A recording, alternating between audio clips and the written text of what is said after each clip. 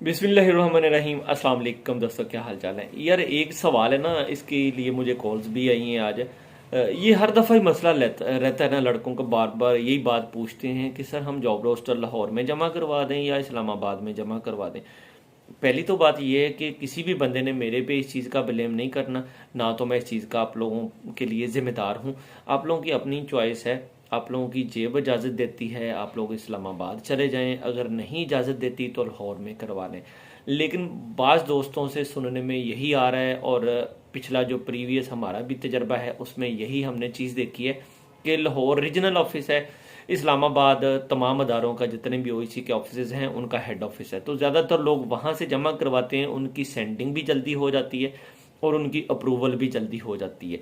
बाकी अपनी भी चॉइस आप लोगों ने रखनी है। कल को मेरे पे कोई बंदा इल्ज़ाम दे तो ये गलत बात होगी। अल्लाह ताला आप लोगों के लिए आसानियाँ पैदा करे। Thank you.